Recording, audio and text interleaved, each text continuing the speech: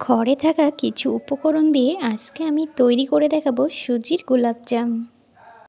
এটা বানানো খুবই সহজ, এটা কিন্তু খুব তাড়াতাড়ি তৈরি হয়ে যায়। এখানে আমি 1 কাপ দুধ নিয়েছি আর হাফ কাপ সুজি নিয়েছি। এই সুজিটাকে একবার মিক্সিতে দিয়ে একদম মিহি করে নেব। এবার আমি কড়াই বসিয়ে দিয়েছি, তার মধ্যে দিয়ে দিলাম 1 টিস্পুন ঘি। ঘিটা আমরা গরম করে নেব। ঘি আমাদের গরম হয়ে গেছে, এবার এর মধ্যে দিয়ে দিলাম 1 কাপ দুধ, তার সাথে দিলাম 2 টেবিল চামচ চিনি। গ্যাসের আঁচটাকে বাড়িয়ে এই দুধটাকে খুব ভালো করে জাল করে নেব। চিনিটাকে নাড়াচাড়া করে দুধের সাথে খুব ভালো করে নেড়েচেড়ে মিশিয়ে নিচ্ছি। দুধ কিন্তু এখানে আমাদের ফুটে উঠেছে একবার। এবার আমি এই সুজিটাকে অল্প অল্প করে দিয়ে একটা সুন্দর ডো তৈরি করে নেব। সুজি যখন দেবেন এইভাবে নাড়িয়ে চাড়িয়ে কিন্তু আপনাদের ডোটা তৈরি করে নিতে হবে। একেবারে যদি আপনারা সুজিটা দিয়ে দেন তখন কিন্তু সুজিটা আপনাদের দলা পেকে যাবে, সেই ক্ষেত্রে কিন্তু আপনাদের গোলাপজামটা খুব ভালো হবে না। এই সময় কিন্তু গ্যাসের আঁচটাকে একদম কমিয়ে রাখতে হবে, যেহেতু আমরা সুজি দিয়েছি দুধের মধ্যে, তাই দুধটা কিন্তু খুব তাড়াতাড়ি টেনে নেবে। অবশ্যই আপনারা গ্যাসের আঁচটাকে কমিয়ে কন্টিনিউ এটা নাড়াচাড়া করতে থাকবেন, তাহলে দেখবেন খুব সুন্দর একটা ডোতে পরিণত হবে। 5 থেকে 6 মিনিটের মধ্যে কিন্তু আমাদের ডোটা তৈরি হয়ে গেছে। এবার এটাকে একটা প্লেটের মধ্যে নামিয়ে নিচ্ছি। এবার আমি এই সুজিটাকে হালকা একটু ঠান্ডা করে নেব। তবে এটা কিন্তু একেবারে ঠান্ডা করা যাবে না, একটু গরম থাকা অবস্থাতেই কিন্তু মাখাতে হবে। সুজিটা আমাদের ঠান্ডা হতে থাক, ততক্ষণে আমরা একটা মিষ্টি শিরা বানিয়ে নিচ্ছি। তার জন্য এখানে 1 কাপ চিনি দিয়েছি। এবার আমি দিয়ে দেব 1 কাপ জল, দিয়ে শিরাটাকে খুব ভালো করে জাল করে নেব। এবার আমি গ্যাসের আঁচটাকে বাড়িয়ে চিনি আর জলটাকে খুব ভালো করে জাল করে নিচ্ছি। চিনিটা কিন্তু খুব ভালো করে জলের সাথে মিশে গেছে। এর মধ্যে দিয়ে দিচ্ছি খুব সুন্দর একটা ঘ্রাণ আসার জন্য এলাচের গুঁড়ো। এলাচের গুঁড়ো দিতেও পারেন, আবার আপনারা চাইলে নাও দিতে পারেন। গ্যাসের আঁচটাকে বাড়িয়ে কন্টিনিউ এটা নাড়াচাড়া করতে থাকব। এটা মোটামুটি তৈরি করতে সময় লাগবে 8 থেকে 10 মিনিট। এটা কিন্তু কোনো একতার বা দুই তারের শিরা তৈরি হবে না, কিন্তু একটা চিপচিপে আঠালো শিরা তৈরি করতে হবে। এটা আঙুলের মধ্যে নিলে কোনো একতার বা দুতারের শিরা আসছে না, কিন্তু এটা একদম আঠালো চিটচিটে একটা শিরা তৈরি হয়ে গেছে। শিরা আমাদের তৈরি হয়ে গেছে। এবার গ্যাসটাকে অফ করে এবার আমরা সুজি মাখতে চলে যাব।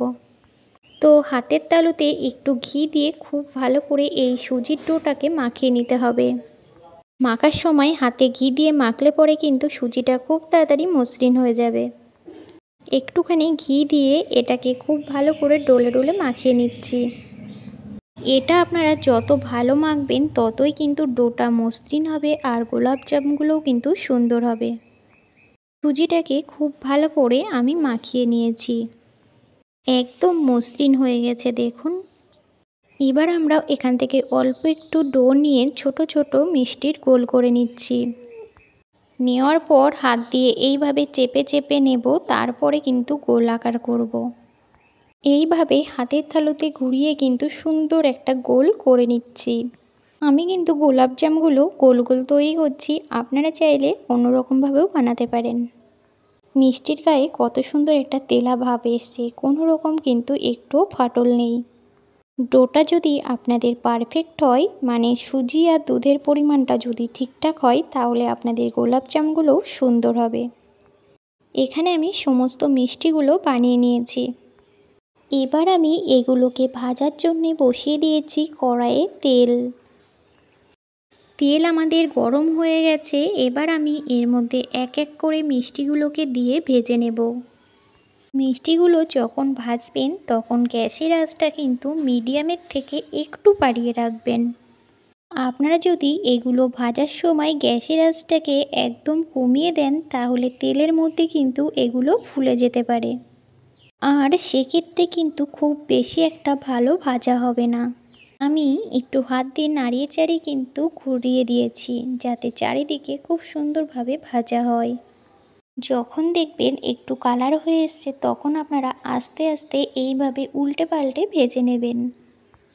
আমি আবারও বলছি, সুজি আর দুধের পরিমাণ যদি ঠিকঠাক হয় তাহলে আপনাদের গোলাপজামগুলো অনেক সুন্দর হবে। তো মোটামুটি 8 থেকে 10 মিনিট মতো সময় নিয়ে আমি মিষ্টিগুলোকে ভেজে নিয়েছি। মিষ্টিগুলো কিন্তু আমাদের খুব ভালোভাবে ভাজা হয়ে গেছে। এইভাবে উল্টে পাল্টে মিষ্টিগুলোকে কিন্তু আপনাদের ভেজে নিতে হবে। এবার আমি তেল থেকে মিষ্টিগুলোকে উঠিয়ে মিষ্টির শিরার মধ্যে দিয়ে দিচ্ছি। তো সবগুলো মিষ্টি তেল থেকে উঠিয়ে নিয়ে আমি শিরার মধ্যে সবগুলো দিয়ে দিয়েছি। মিষ্টিগুলোকে শিরার মধ্যে দেওয়ার পর 2-1 মিনিট মতো ফুটিয়ে নিচ্ছি। গ্যাস অফ করে দিলাম। এবার আমি এটাকে ঢেকে রাখবো 1 ঘন্টার জন্য। 1 ঘন্টা পরে কিন্তু মিষ্টিগুলো খাওয়ার জন্য একদম পারফেক্ট হয়ে যাবে। মিষ্টিগুলোর মধ্যে শিরা কিন্তু খুব ভালোভাবে ঢুকে যাবে, একদম নরম তুলতুলে হবে। ভিডিওটি ভালো লাগলে আপনারা অবশ্যই লাইক, কমেন্ট, শেয়ার এবং সাবস্ক্রাইব করে দেবেন।